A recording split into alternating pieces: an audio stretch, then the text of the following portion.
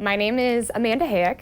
I am from Dayton, Ohio, originally, but I have worked in this research lab for almost 2 years now under Dr. DuPont, and that's whose lab we're in right now.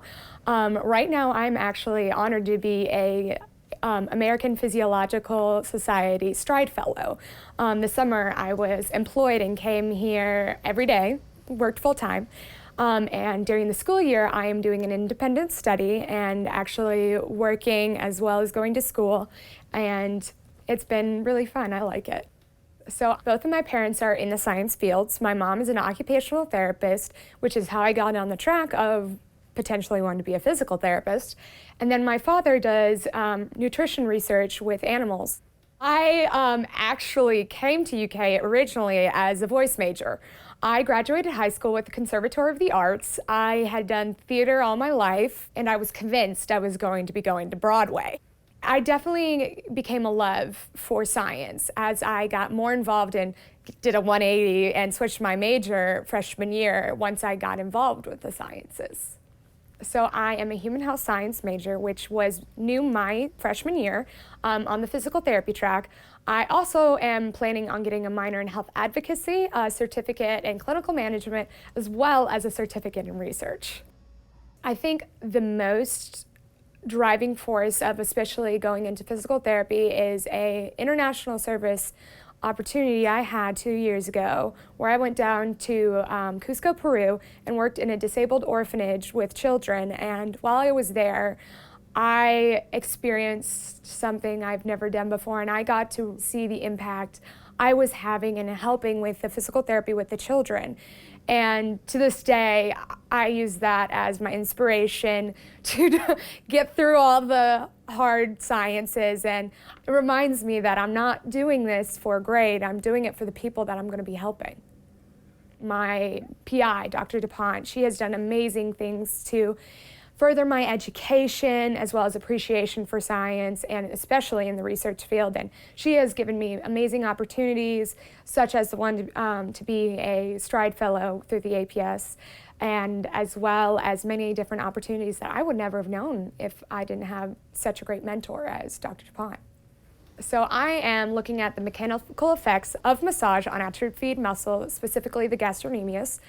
And what I'm looking at is the cell proliferation of satellite cells, endothelial cells, macrophages, specifically ED2s, as well as fibroblasts. We have actually seen an increase in DNA synthesis with massage, but what we're identifying is if the muscle is actually damaged with massage, as well as which of those cells were involved in that DNA synthesis.